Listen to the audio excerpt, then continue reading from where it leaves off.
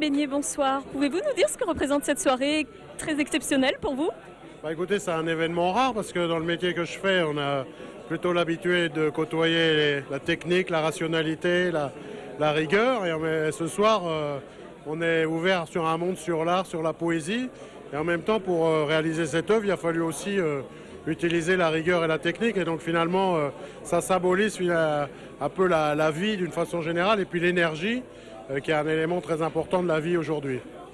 Et c'est quel anniversaire de la centrale nucléaire de Fessenheim? Écoutez, c'est une œuvre qui a été faite à l'occasion qui a été commanditée par le musée Electropolis d'EDF à l'occasion de la 3e visite décennale de la centrale de Fessenheim qui se termine et qui s'achève actuellement sur l'unité 1. Et donc c'est un moment très important dans la vie d'une centrale nucléaire. Et donc cette œuvre est là pour marquer l'événement et en laisser une trace dans l'histoire.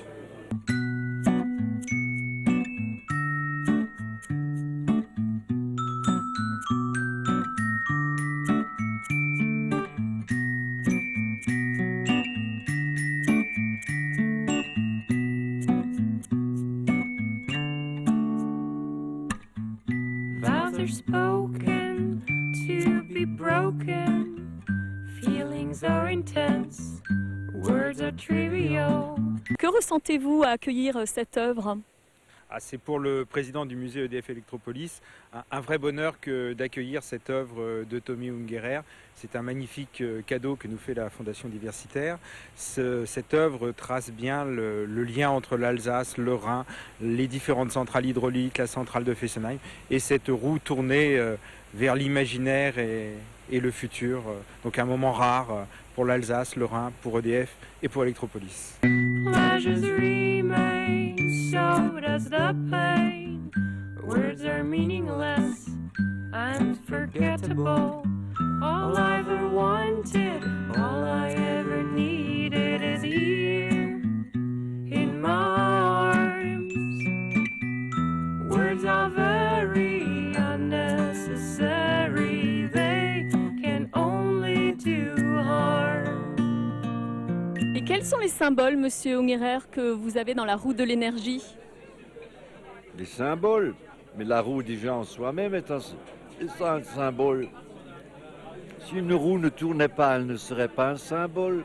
Mais dans ce cas-là, pour attirer l'attention du public, j'ai utilisé une partie de l'énergie pour animer deux surfaces de sculpture qui sont des grenouilles, qui elles n'existent plus en Alsace parce que nos cigognes n'ont plus de quoi manger. Donc déjà ça attire l'attention sur le fait que nous n'avons plus de grenouilles.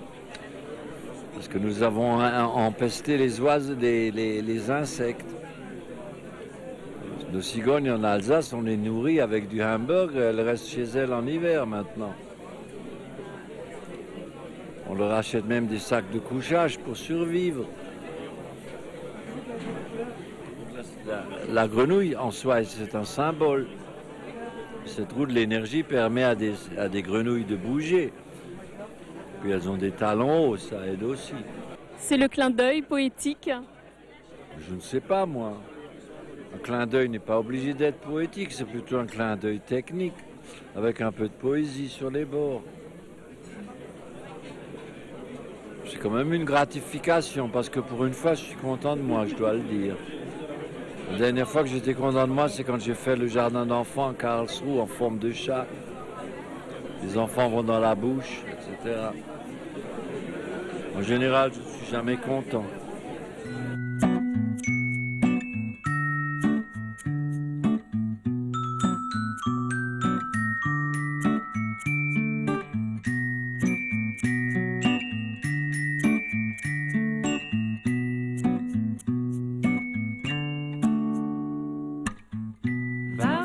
Cette œuvre est magnifique, elle est pleine de poésie, de féerie et pour la fée électricité, une œuvre féerique s'imposait.